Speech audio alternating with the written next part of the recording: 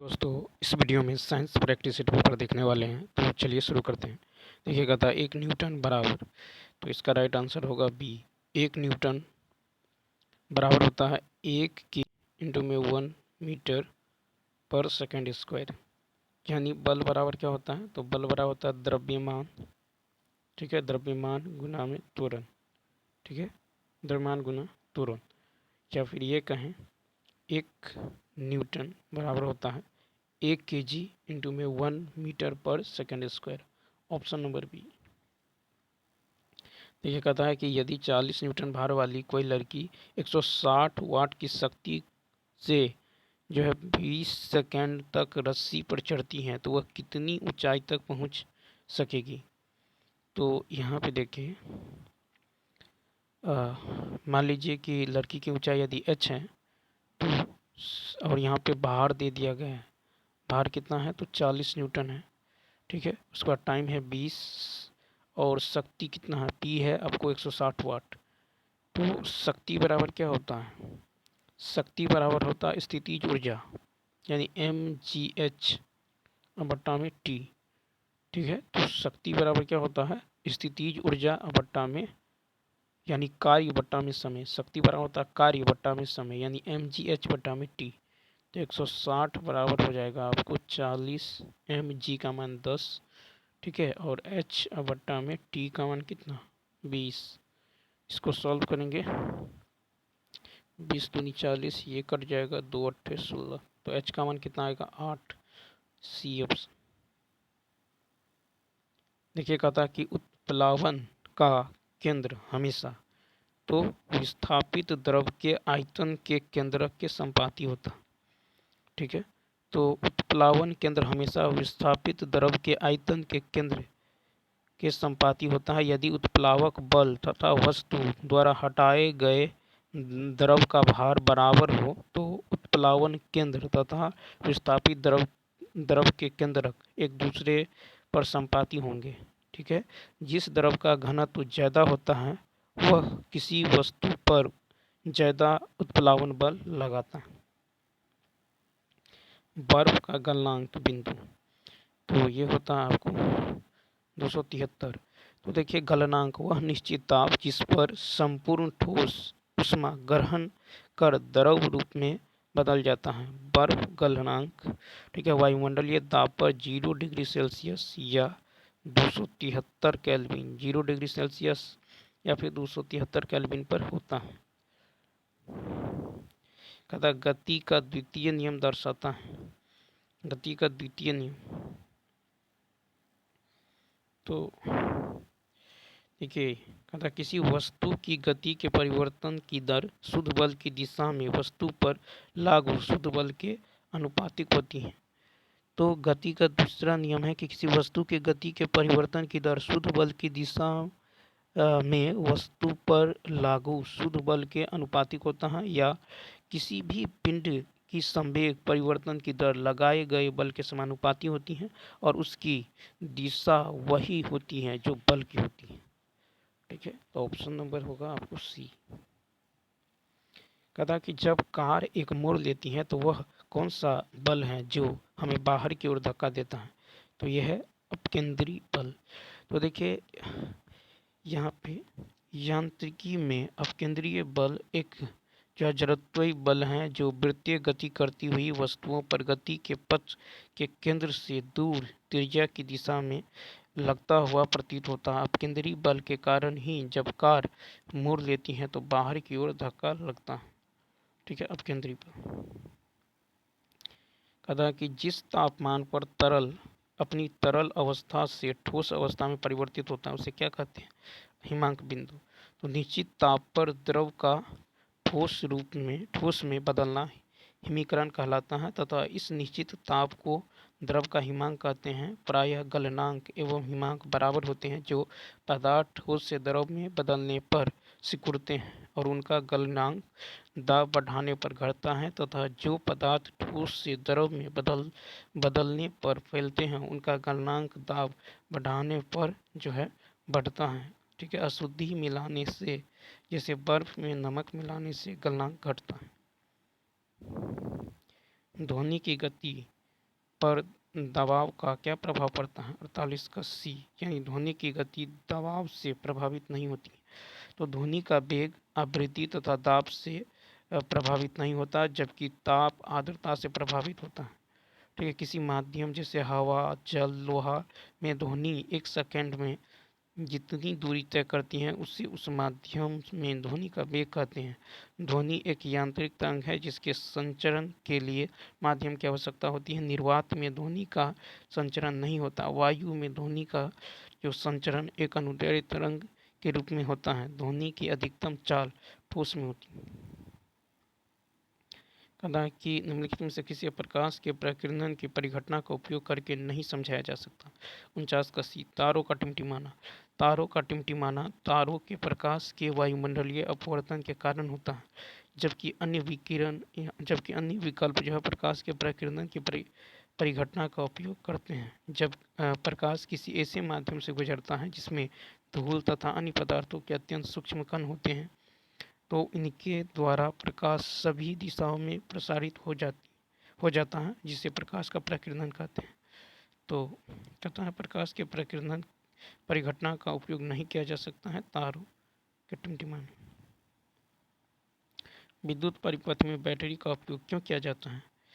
तो 50 का होगा सी, यानी विभवांतर उत्पन्न करने हेतु। विद्युत बैटरी से रासायनिक ऊर्जा का रूपांतरण विद्युत ऊर्जा में होता है तथा यह परिपथ में विद्युत धारा का प्रभाव लगातार बनाए रखने के लिए विद्युत वाहक बल यानी ईएमएफ उत्पन्न करती है, अर्थात विद्युत परिपथ में दो बिंदुओं के बीच विभवांतर उत्पन्न करती हैं। इस प्रकार विद्युत बैटरी विद्युत ऊर्जा का स्रोत है जो किसी परिपथ में आवेश के प्रवाह के लिए आवश्यक ऊर्जा उत्पन्न करता है। कहता कौन एक रासायनिक परिवर्तन है? तो ए, मक्खन का खट्टा।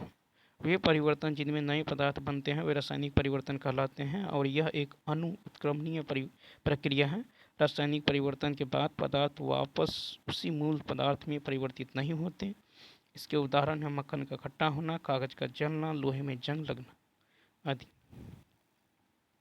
NaCl NH4Cl के मिश्रण को पृथक करने के लिए किस विधि का उपयोग किया जा सकता है? तो ऊर्ध्वपातन। अमोनियम क्लोराइड NH4Cl और साधारण नमक NaCl के मिश्रण को ऊर्ध्वपातन सब्लिमेशन द्वारा अलग किया जा सकता है। इस प्रक्रिया में ठोस पदार्थ द्रव में परिवर्तित हुए बिना ही सीधे गैसीय अवस्था में आ जाता है और गैसीय अवस्था से सीधे ठोस अवस्था में आ जाता है। कहा कि रेडियो सक्रियता का आविष्कार किसने किया था? 53 का होगा सी, हेनरी बेकरल।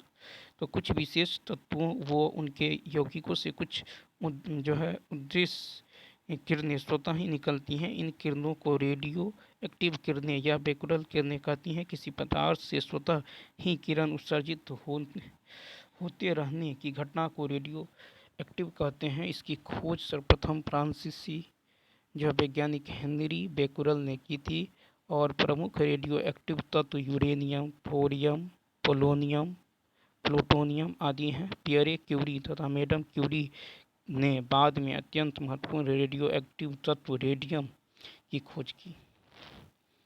कहता है एनोडाइजिंग प्रक्रिया में अम्ल का उपयोग किया जाता है। तनु सल्फ्यूरिक एसिड।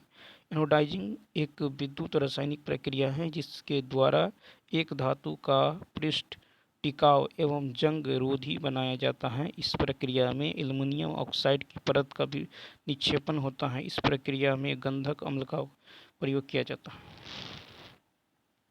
अष्टक नियम किसने प्रतिपादन किया है? 55 का होगा बी, यानी अलेक्जेंडर न्यूलैंड्स। तो न्यूलैंड्स ने 1864 में अष्टक नियम प्रतिपादित किया है। अष्टक नियम के अनुसार तत्वों को उनके बढ़ते हुए परमाणु भार के क्रम में व्यवस्थित किया तथा पाया कि किसी भी तत्व से प्रारंभ करने पर अगले 8वें तत्व के गुण प्रथम तत्व के जो है समान थे। उन्होंने कहा कि जिस प्रकार संगीत के 7 सुर के पश्चात 8वां सुर पहले सुर के समान होता है, उसी प्रकार 8वां तत्व पहले तत्व के समान गुणधर्म दिखाएगा। इसे ही न्यूलैंड्स का अष्टक सिद्धांत कहते हैं। ऑक्सीजन के अणु में होता है तो एक दोहरा सहसंयोजक बंध। ऑक्सीजन के अणु में एक दोहरा सहसंयोजक बंध होता है। रबर को ताकत प्रदान करने, अधिकतम लोच एवं स्थायित्व प्रदान करने हेतु सल्फर और ताप से उपचारित करने की प्रक्रिया को क्या कहते हैं? 57 के सी यानी वल्कनाइजेशन। वल्कनाइजेशन एक ऐसी रासायनिक प्रक्रिया है जिसमें गंधक या इसी प्रकार का जो है कोई अन्य पदार्थ मिला देने से रबर का संबंधित बहुलकों को अपेक्षाकृत अधिक टिकाऊ पदार्थ में बदल दिया जाता है। टायर, जूतों के स्रोत, हौज, पाइप, हॉकी व अन्य सामान बनाने में जो है वल्कनाइजेशन की क्रिया जो है प्रयुक्त होती की जाती है। कहता है कि कौन सी धातु किरोसिन तेल में संग्रहित होती हैं? तो सोडियम। सोडियम बहुत ही अभिक्रियाशील धातु है जो वायु में उपस्थित ऑक्सीजन से क्रिया करके सोडियम ऑक्साइड तथा जल के साथ क्रिया करके सोडियम हाइड्रोक्साइड तथा हाइड्रोजन उत्पन्न करती है तथा वायु में खुला छोड़ देने पर आग पकड़ लेती है। यही कारण है कि इसे किरोसिन मिट्टी के तेल में डुबोकर संग्रहित या सुरक्षित करती है। कहता कौन सी धातु ठंडे या गर्म पानी के साथ प्रतिक्रिया नहीं करती हैं? 59 का भी एल्युमिनियम। तो एल्युमिनियम वायु की उपस्थिति में एल्युमिनियम ऑक्साइड Al2O3 की सहायता की रक्षात्मक सतह बना लेती है। यही कारण है कि एल्युमिनियम जल से क्रिया नहीं करती है। सभी क्षारीय धातुएं जो है तथा क्षारीय मृदा धातुएं बेरिलियम को छोड़कर जल से अभिक्रिया करके धात्विक ऑक्साइड बनाती है। पीवीसी का पूर्ण रूप क्या है? 60 का होगा सी पॉलीविनाइल क्लोराइड। पीवीसी का पूर्ण रूप है polyvinyl chloride. PVC vinyl chloride के बहुलीकरण से प्राप्त होता है। इसका उपयोग बिजली की तारों की जो है कोटिंग, ठीक है, पतली चादरें, फिल्म एवं बरसाती सीट कवर बनाने में होता है। कहता है कि मानवों में आहार नाल इनमें से कौन सा भाग जो है अवशिष्ट पदार्थ का उत्सर्जन करता है? 61 का बी मल द्वार। तो मानवों में मल द्वारा अपशिष्ट पदार्थ का उत्सर्जन होता है। मल द्वार आहार नाल का ही एक भाग है। मनुष्य की आहार नाल में छोटी आंत सबसे लंबी होती है। इसकी लंबाई लगभग 20 फीट होती है। नेक्स्ट कहता उस एंजाइम का नाम बताएं जिसका उपयोग प्रोटीन को पेप्टाइड में रूपांतरित करने के लिए किया जाता है। तो ये होगा बी यानी पेप्सिन। तो पेप्सिन उन स्थितियों में भोजन के पाचन में मदद करता है जहां पाचन तंत्र भोजन को पचाने के लिए पर्याप्त एंजाइम का निर्माण नहीं करता। यह एक एंजाइम है जिसके एंजाइमोजेन को पेट में मुख्यतः कोशिकाओं द्वारा रिलीज किया जाता है। इसका मुख्य कार्य यह प्रोटीन को पेप्टाइड में बदलना होता है।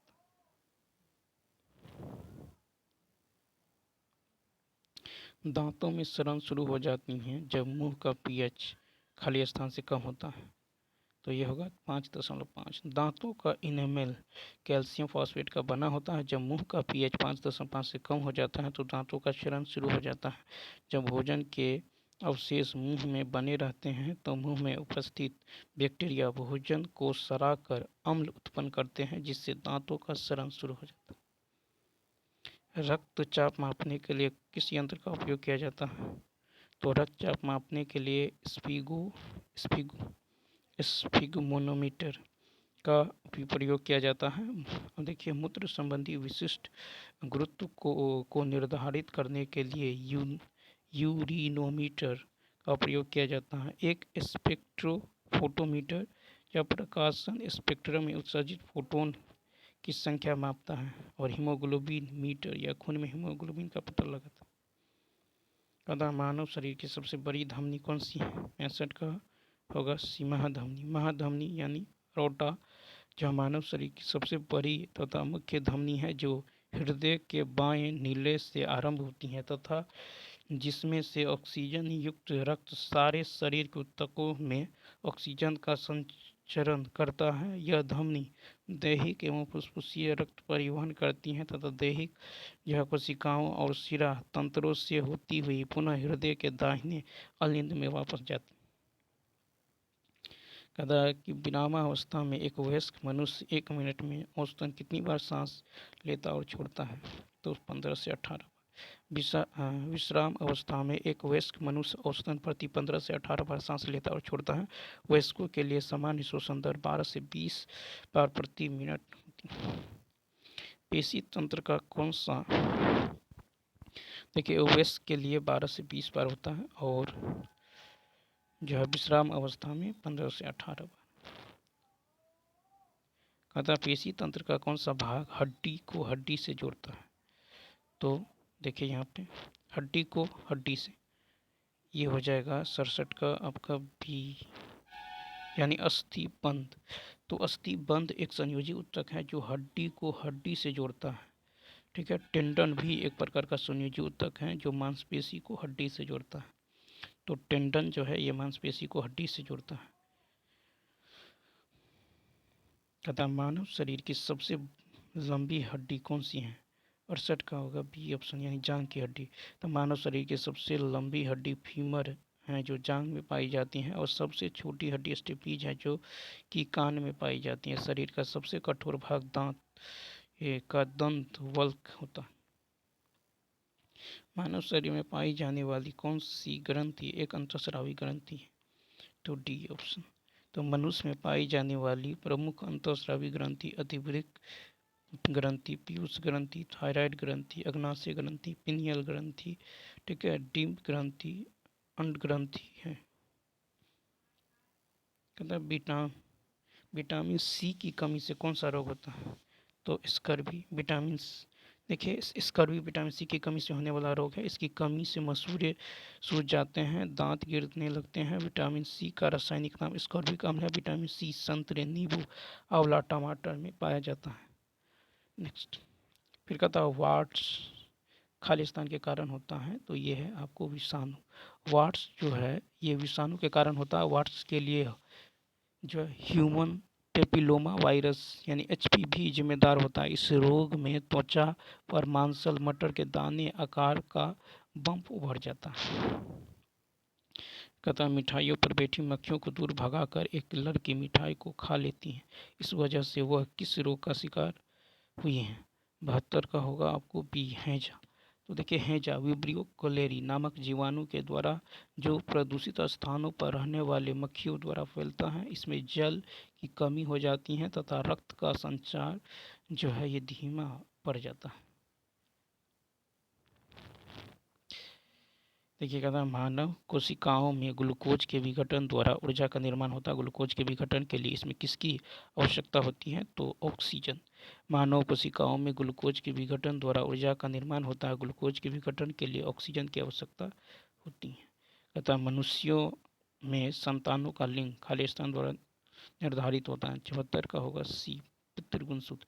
तो मनुष्यों में संतान का लिंग निर्धारण वह प्रक्रिया है जो माता पिता से प्राप्त लिंग गुणसूत्र के संयोजन पर निर्भर करता है। गुणसूत्रों की संख्या 23 जोड़े होते हैं। स्त्रियों में XX तथा पुरुषों में XY गुणसूत्र होते हैं। माता पिता के XX वाले गुणसूत्र से संतान लड़की तथा XY वाले गुणसूत्र के संयोजन से संतान लड़का का लिंग निर्धारण होता है। अर्थात मनुष्यों में लिंग निर्धारण पुरुष गुणसूत्र द्वारा होता है। कहता है कि प्राणियों में जो है पूरे शरीर में रक्त प्रवाह के प्रत्येक चक्र के दौरान रक्त केवल एक बार हृदय से होकर गुजरता है। तो ये होगा मत्स्य वर्ग के प्राणियों के पूरे शरीर में जो है पूरे शरीर में रक्त प्रवाह के प्रत्येक वक्र के दौरान जो है आपको दौरान रक्त केवल एक बार हृदय से होकर जाता है। मत्स्य वर्ग के प्रमुख प्राणियों में जो है fish, gold fish, whale, shark आदि जलीय प्राणियों। कुछ बहुकोषीय जीवों में जैसे राइजोपस, मशरूम्स और कुछ जीवाणु स्पर्जिलस इत्यादि में प्रजनन इस प्रकार होता है, तो बीजाणु। तो कुछ जो है बहुकोषीय सजीवों जैसे राइजोपस, मशरूम और कुछ जीवाणु जो है स्पर्जिलस आदि में प्रजनन जो है बीजाणु द्वारा होता है। बीजाणु निर्माण में जो है पृथक पादप कई जो है 100 सूक्ष्म जीव बीजाणु उत्पन्न करता है जो नए पादप को उत्पन्न करते हैं। कहता है कि कौन सा पौधा थैलोफाइटा है, डी। तो देखिए थैलोफाइटा के अंतर्गत कवक, शैवाल, लाइकेन आते हैं। इसमें यूलोथ्रिक्स, कारा, स्पाइरोगाइरा, केलेडोफोरा एवं ओवला आदि। कहता कौन सा जीवित कौन सा जीवित जीवाश्म वृक्ष का उदाहरण नहीं है? D option. तो जिंक को बाइलोबा जीवाश्म का उदाहरण है। यह सबसे पुराने जीवित पेड़ों में से एक माना जाता है और क्योंकि इसकी वर्तमान प्रजाति पिछले 51 मिलियन वर्षों से अपवर्तित बनी रहती हैं, जबकि सिल्वर ओक, फ्यूनेरिया, ड्रियोपेटस डियोपेटिरस जीवित जीवाश्म का उदाहरण नहीं। कुछ पौधों के तनों से एक चिपचिपा पदार्थ उत्पन्न होता है जिसका उपयोग गोंद आसंजक बनाने में किया जाता है। पौधों के लिए इस गोंद का क्या उपयोग है? 79 का सी, यह चयापचय का एक अपशिष्ट उत्पाद है। तो कुछ पौधों के तनों से एक चिपचिपा पदार्थ उत्पन्न किया जाता है जिनका उपयोग गोंद आसंजक बनाने में किया जाता है। यह चयापचय एक अपशिष्ट उत्पाद है जो आमतौर पर पौधे के सेलुलोज के टूटने के कारण बनते हैं।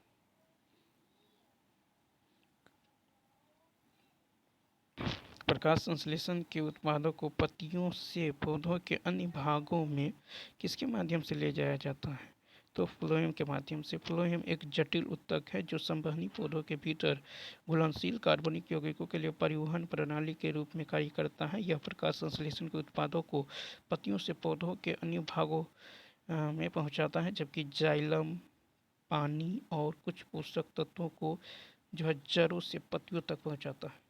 तो चलिए दोस्तों, इस वीडियो में इतना ही। यदि ये वीडियो अच्छा लगा हो तो लाइक, शेयर और सब्सक्राइब करना ना भूलें। कमेंट करके बताएं वीडियो कैसा लगा। Thanks for